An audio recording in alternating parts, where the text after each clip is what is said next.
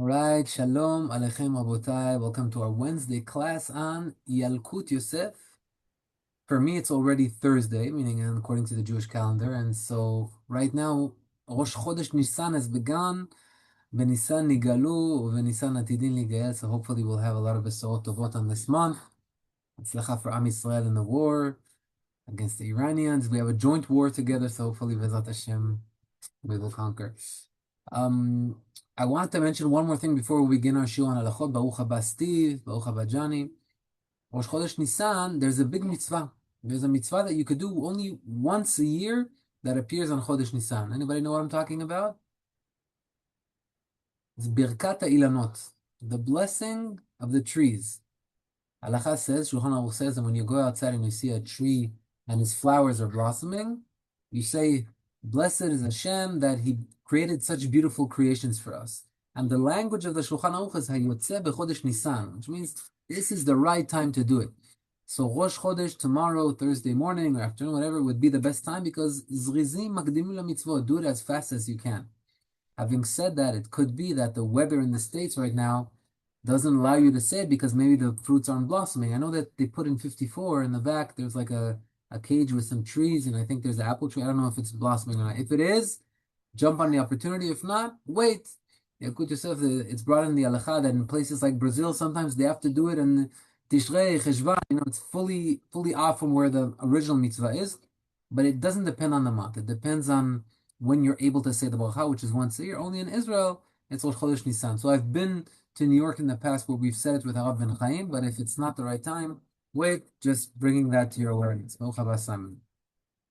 Okay, so we're going to continue on where we stopped last time. Very interesting topic, the topic that Yalkut Yosef himself wanted us to learn, the halachot of what can we tell a goy, what can we not tell a goy. So before we jump right back in, I want to remind you one of the foundations that we learned. We learned that we want to bring the level of going over, transgressing the Isur of Shabbat to a level of Derabanan, a level of Chachamim. How do we do that? So we learned a few different ways. But one classy way to bring down from a level of Deoraita to a level of Chachamim is by saying to a goy, when I tell a goy to turn on a fire on Shabbat, even though turning on a fire, everybody agree that if I do it, it's a Isur from the Torah, by a goy doing it, it's already Asur from Chachamim. Baruch hama Giacomo, Baruch hama Israel. Israel, my nephew is first time with us. Bruchim habayim. So, Israel, we are in the topic of Amirah lenochri, what we're allowed to tell a goy and whatnot. So I was just explaining the foundation. Let's bring you right into it as well. Goy basically brings down the level from the Oraita to the Rabbanan, something that's forbidden from the Torah. When I say for a goy to do it, it brings down, but that's not enough. We've only seen one opinion, that's what I asked you to remember from last time, by the Balei Tu.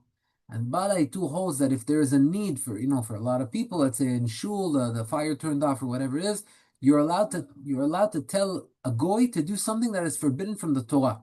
Why? Because the goy brings it down to the Rabbanan, and since it's for the need of a lot of people, he allows it. But that's a single opinion.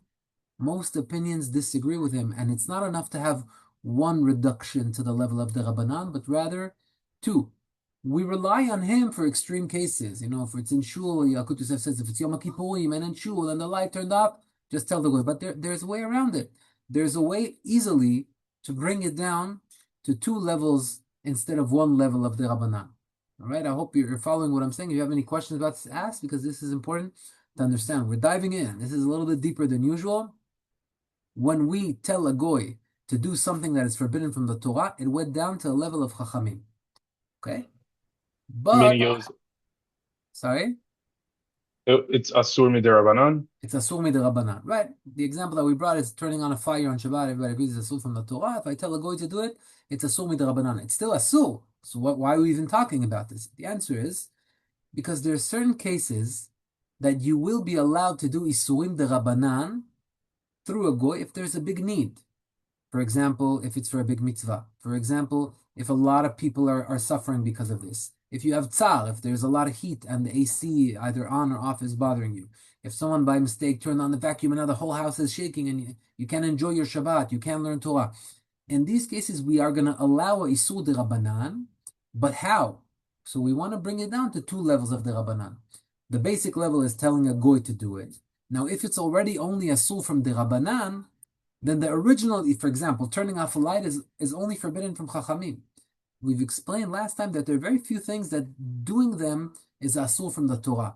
Turning on a fire, turning on the samovar, turning on the plata, turning on the oven, those would be forbidden from the Torah because it's not just electricity, but there's a light spiral inside that becomes red. Halachically, that's considered like fire. But other things, electricity is asul mid'Rabbanan. So already it's in the level of the Rabbanan. So when I have all of those things that I just mentioned, whether it's for a mitzvah or a big need or someone is suffering, then just by telling a goy to do it, I have two levels of the Rabbanan. Turning off the light is the Rabbanan. If I would do it, it would be forbidden. I'm turning it off, right? But if the goy does it, then it's two the Rabbanans for one of the reasons that we mentioned before, and that would be allowed. So this is the foundation, and we have to take this with us to wherever we go. Today we're going to see a few examples. One of the examples that Yalkut Yosef brings is a goy turning on the AC.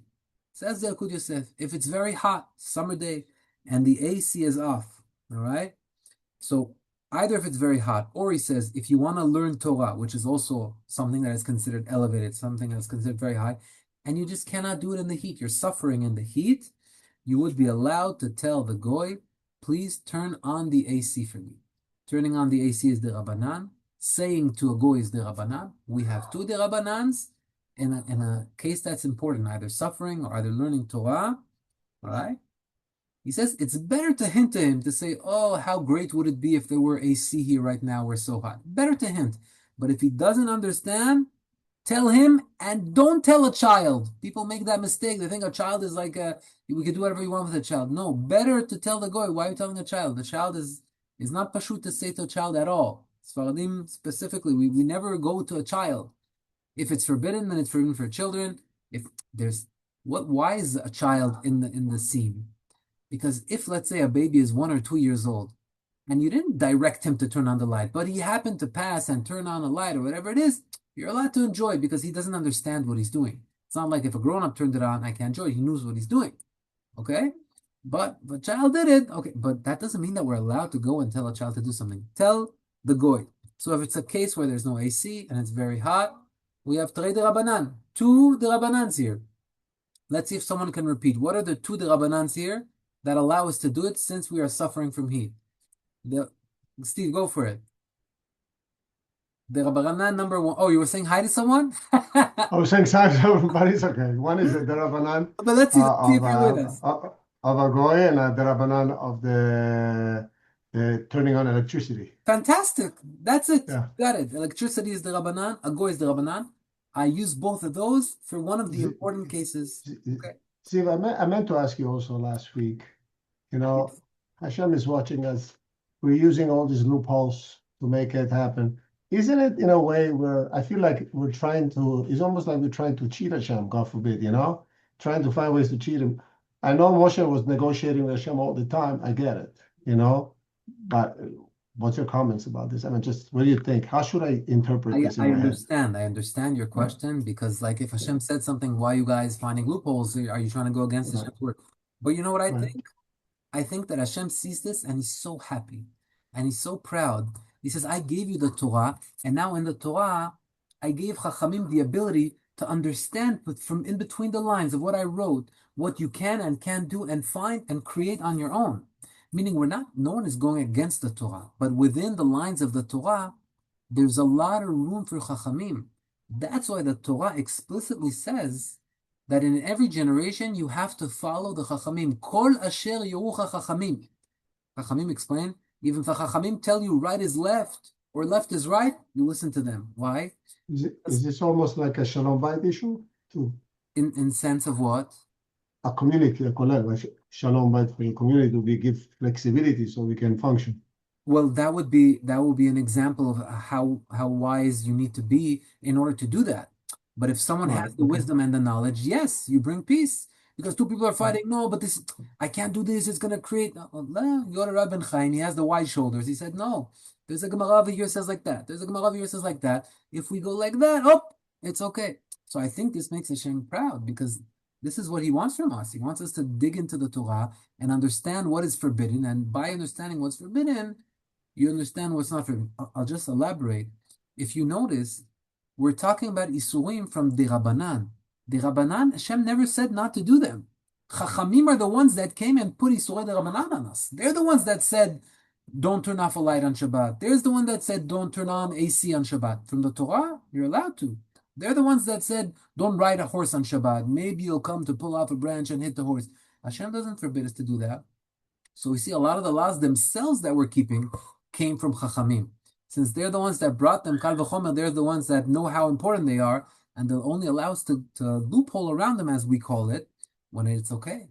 So when you use the halacha in a proper way, and you can't just come, guess, and no. But it's when it's done through learning, through understanding the Gemara and the Torah. There's order. If you look at the Yalkut Yosef, the author of this shiur, Chacham Yitzchak Yosef, he has a book called Ein Yitzchak. Maybe one day we'll have the schut of learning that book as well.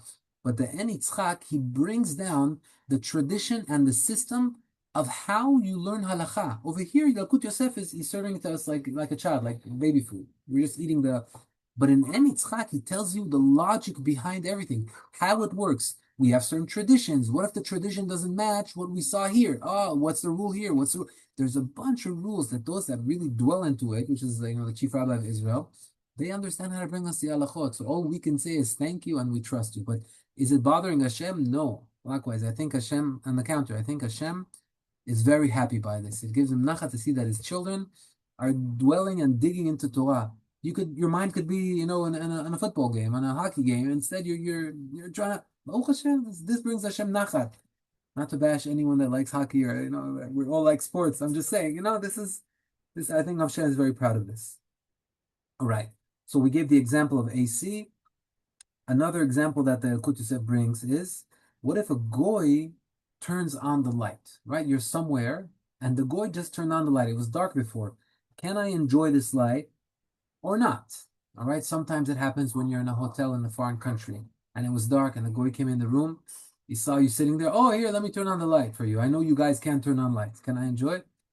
So the halacha is, it depends.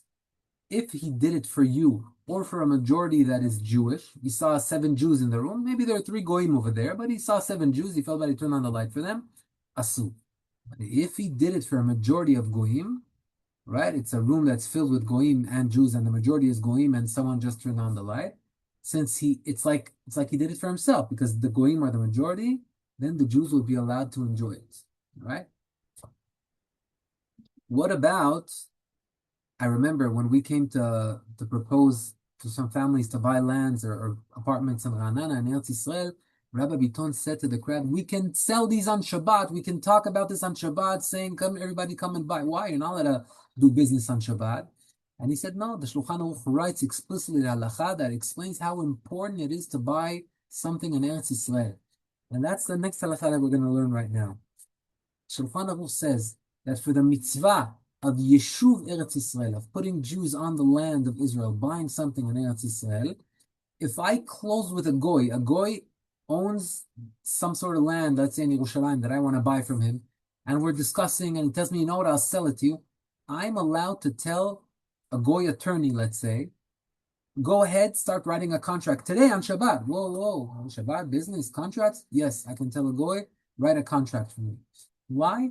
Because we gave a few examples of things that are important. We spoke about Limud Torah, we spoke about Tzorich HaRabim, we spoke about Tzar, when I'm cold or when there's a lot of noise. Another loophole, right? You want to call it a loophole. Another way that we allow to do Yisroel de Rabbanan is for Yeshuv Eretz Yisrael, so that people buy something in Israel, how much more so even from a goy, as the Shulchan Aruch writes as well.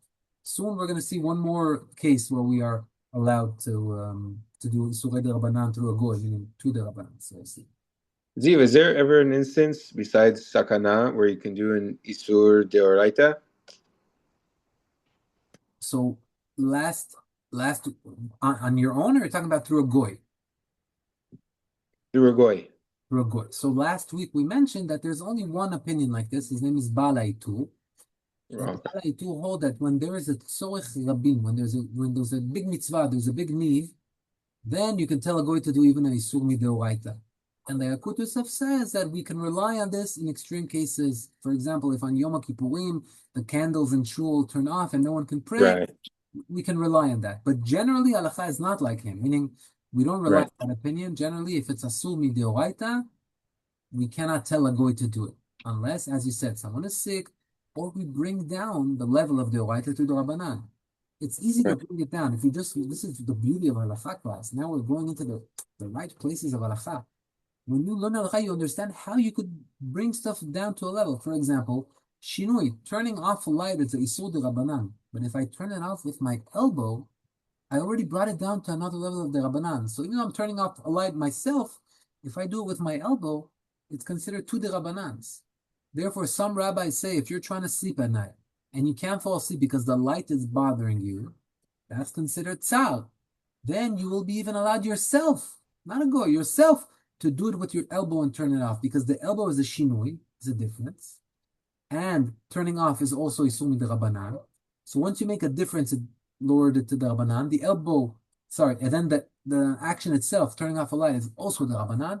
Two the rabbanans in the place of sadness. Now, lekatchila, it's better to do it through a goy. That's what we're learning right now. But in certain cases, if I don't have a goy, even me myself, I could do it if I know enough the halacha. Right? And again, it's not always a consensus, but if you follow a certain opinion, you have Rabbi Chaim, I'm sure he's generally very lenient, as Steve said, to bring peace amongst the community, that everybody gets together. Of course, there needs to be a system. You can't just say, I want to take always the most lenient opinion. We should generally have a track where, you know, this path makes sense to you. But when you have in our community someone like Rabbi Chaim, then with those shoulders, nobody messes. Just go and ask him, and he'll find you the way. So, before we get to the next thing that is allowed through a goy on Shabbat, I just wanted to mention that there's something called psik reshe. We learned about it before. Psik reshe is when I do an action and some chilul Shabbat happens by me doing the action, even though I don't mean it. For example, I'm opening the fridge to take out milk, but I forgot to switch on. So every time I open the fridge, the light turns on. Do I care about the light? I don't care about the light. But still, I'm causing the light to turn on, all right? So if that light is from a deoraita light, let's say it's the old light bulbs, not the new LEDs, which are derabanan, then it would be a problem. I cannot open that fridge on Shabbat. If it's LED, it's only derabanan. So we allow me to open it. Sfaradim, Ashkenazim cannot open it. However, a goy can even open the fridge on when a light is going to turn on from deoraita. Why? Because it's called psik resha begoy. I want to take out the milk. I don't care for the light. I know it's going to turn on. I'm allowed to tell a goy, open the fridge and take out milk from me. The light's going to turn on. It's a psik resha. It's going to happen where we don't care about it. It happens automatically. Let the goy do it. That's perfectly fine. With a Jew, we have to ask. Is it deoraita? Is it derabanan? But with a goy, no questions asked. Go ahead and jump right in. Okay. So now another double derabanan that is allowed. We learned about mitzvah. We learned about tza'ar. We learned about, we brought 3 different cases so far. Also, someone is sick or whatever, that's pretty clear. But another case is makom efsed. He says, for example, when you can lose money, that's what efsed means. Someone lo alenu had an emergency, or maybe it's a simcha, and he had to drive to the hospital on Shabbat. It's allowed, it's emergency. When he gets there, he's already in the hospital. Is he allowed to turn off his car right now? Turning off is a isur de rabbanan. You don't need that. You can go. So what's going to happen right now? Every second that the car is on, the engine is going to run until the gas is going to finish, and you're going to have a loss of money. Once in Shabbat, you're going to need to bring someone to jump or get the gas. So that's called makom efsed. You're going to lose money from this. Says the Yalkut Yosef, if you're going to lose money from it, I'm allowed to tell a goy, please come in from the lobby of the hospital. My car's right there. Turn it off. Bring me the key. Okay? Goy comes, turns it off, or whatever way is turning off. Now with electric cars, it's much easier. If you have an electric car, you want to go, everything is much easier. But let's say you do not, you are allowed to tell a goy when you get to the hospital, your wife is giving birth, go turn off. Now, this may sound strange to you in the States, but this is a very common thing in Israel. In fact, in one of the hospitals in Israel, in Bnei Brak, called Hanea Yeshua, which my wife gave birth a few times over there, Baruch Hashem, they have a goy in the lobby over there, and when you come on Shabbat for your emergency, for birth, then you just walk in, and he's like, oh yeah, look, turning off the car, like it's an accepted thing, because, you know, that's a place of halakha, they know how it is. America, I don't know how simple it would be, but a lot of people have a maid or a goy helper that they may come with them, or whatever it is, they can turn off the car, it's not a problem, because It's Trei Derabanan. You're telling a goy to do it. The turning off is also from Chachamim, so that's two Chachamim. B'makom hefsed, where I'm losing money. So here's another category. Either I'm losing money, either I'm sad from it, I'm hot from it, or it's the Torah. We learned a lot of cases where we could use that two Derabanan, two Chachamim rule. Going back to what you said before this, you said that if a goy turns on a light for Rov Yehudim, you're not allowed to use it on Shabbat. If it's for Rov Goyim, you are allowed to use it. Right. That's because there's no longer two Durabanans over there. No, it doesn't have to do with the Rabbanon. It's because the goy for himself is allowed to do whatever he wants. We don't tell the goy don't cook on Shabbat, don't turn on light on Shabbat. The goy is allowed to. So since he's doing it for himself, I'm allowed to enjoy it. The only problem begins is when he's doing it for me. Then I can't tell him or I can't enjoy it. We learned that there are two problems on Shabbat with a goy. One is saying to a goy, and the other is enjoying from a goy. But the second one, the enjoying from a goy, only applies when he's doing it for me. But if he's doing it for himself, I'm allowed to enjoy from him. If he walks in a room and it's dark, I'm allowed to enjoy it. Let me give you a nice example. I like these. Steve, you want to see a beautiful loophole? You ready for it?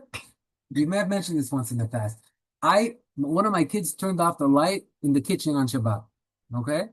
So what am I going to do? It's very needed. I can take a banana, put it in the kitchen counter, go to the street, or if I have a goy at home, if he's here, and I tell him, come, can you do me a favor? Can you find me a banana? I left a banana on the counter. I want you to have it. Here, the banana's for you. Can you find it for me? He walks in, wait, I can't see anything. He turns on the light, he takes the banana. Who did he turn on the light for me or for him? Do you think it's for me? No, he wanted to find the banana. He turned it on for him. I just asked him to find the banana. He could have touched and looked until he found it. That's considered that he turned it on for him. I bring to my goy dishes, huge pile. I say, wash them for me on Shabbat. Is he allowed to wash it for me? I'm allowed to tell him that? Yeah. He decides it's much easier for me to turn on the dishwasher. I put it in. Who did he turn on the dishwasher? For me or for him? I don't care if you wash it with your hands. Let it take you 3 hours. He did it for him. He went on to save, or she, whatever it is, wanted to save time for herself. She turned on electricity on Shabbat. When they do it for themselves, I don't have to be concerned. It was for her. So we need to be a chacham a little bit to understand when is it considered for them, when not. But I think we brought the basic logic over here. Who is his intention for? Is it for me or for him? If it's for him, then it's not. What if the intention's a safek? Okay, then safek would be a problem. 50-50 is not enough. It has to be a majority, right? Like with a goyim. Can you translate safek, please? Excuse me? Oh, Can you safek. translate safek? Doubt. Huh? What if I have a doubt if he did it for me Okay. or if he did it for Okay. him? Okay, that's a case where you have to try to find out. If you're not sure, then it may be a problem. But you could ask him, why'd you do that? No, I wanted to find the banana. You know, ask him, see what he says. Okay. Another thing that not everybody agrees upon, but still it brings it to a lower level, is a goy telling a goy.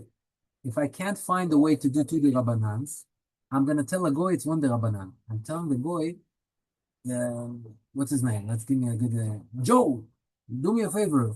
Go tell Adams to turn on the light. Joe goes and he tells Adams, turn on the light. So a goy did it. No, I told the goy, that's 1 derabanan, but the goy sent it to another goy. That's already 2 derabanan. So some say you could even rely on that. If you have 2 goyim, it's melecha midoraita, and you don't know what to do, that can also be done because from mouth to mouth, it will reduce it as well. So he says that's not necessarily agreed by everybody, but in makom tzorech, when there is need, you can rely on that opinion and tell a goy to tell another goy to do something for the causes that we mentioned before: loss, mitzvah, sadness, cold weather, learning Torah, all those examples that we brought. Or the goy himself could do a shinui, which means I mentioned before that if I turn it off with my elbow, it brings it down to a level of derabanan. So a goy is already derabanan. If a goy does it with his elbow, oh, that's already 2 derabanan as well. So I could tell a goy, turn it off with your left elbow. But then I'm saying, me telling him is derabanan, him turning it off is derabanan with a shinoi, you're set. You're very set. There's so much derabanan over there happening. He gives an example of a case of a woman that needs to go to the mikveh on Shabbat, but she forgot to cut her nails. So she can't dip. If the nails aren't cut, she can't dip. But there's a mitzvah that has to happen that night with her husband. What is she going to do? He says, you're allowed to come and tell a goy, go cut off her nail, or a female goy, I'd say, go cut off her nails, bishinui. Cutting off is a problem. But cut it with your left hand, or cut it with your teeth. Whatever. Maybe it's not the most clean thing to do, but if you tell a goy to do it, in a certain case like that, we have no choice, he says you would be allowed to, because the goy is doing it in a change, and the goy is doing it, that would be to the rabbanans, and you could use that as well. Viv, why would a woman have to go? Why can't she just wait till after Shabbat? If her mikveh night is Friday night, it's not good to push it off. It's mamash a problem. But can they go beforehand and wait till after sundown? Can they go to a mikveh before Shabbat? Yeah, I mean, that's what a lot of women do, especially in the States where it's cold. They go before Shabbat, they park their car, and then they walk home or whatever it is. They don't dip before sunset, right? There's a time. You can't just dip. There's a balanit. There's a lady in the mikveh in charge telling you exactly at what time you could dip according to the most lenient time. There's always someone there. And while the lady is dipping in, someone is watching and making sure that her hair was combed and there's nothing. It's like there's someone in there. It's not just like she walks in and you know what I mean? But just so we understand this, she checks her nails. She says, let me see if her nails are proper. Once she knows, she's very firm and she's sure that this girl knows all the halachot, but the serious balaniyot, they come, they check your hair, they brush it for you, they check your nails, they want to make sure this lady is halachically kosher to dip in a mikveh, that there are no imperfections that make maybe a chatzitza, maybe something stopping between her and the water, and that's required. So one of them is the nails. This year you would be allowed to tell a boya to go cut her nails b'shinui in a change. Okay. Now one more, even more, but let's begin with this. One more important foundation, right? This is called melacha she'ina tzricha legufa. When I do a melacha on Shabbat, or a forbidden action on Shabbat, but I have no need of it. For example, you are not allowed to, let's say, hunt on Shabbat, okay? I cannot go and hunt on Shabbat. But what if I'm not hunting because I want to take, after I hunt the snake and eat its meat or use its skin? What if let's change it to the halachic term, trapping, okay? What if I'm trapping an insect, but it's not a bee that I could use its honey. Halacha says a bee, when you're trapping it, you're going to use it. If I'm trapping something that I have no use for, then it's not the original way of trapping. When you trap something, it's because you wanted it.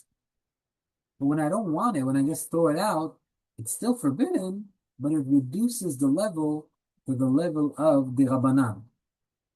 So we can attach that as well to a de Rabbanan together with telling a goy. Telling a goy to put on, let's say, like I give the example of a trap, or telling a goy to do something that I don't need it. Something happens indirectly by it, but I don't care about the trapping. I don't care that this fly right now, I want to put it in my collection. I just don't want it to bother me, so I'm trapping it, or whatever it is.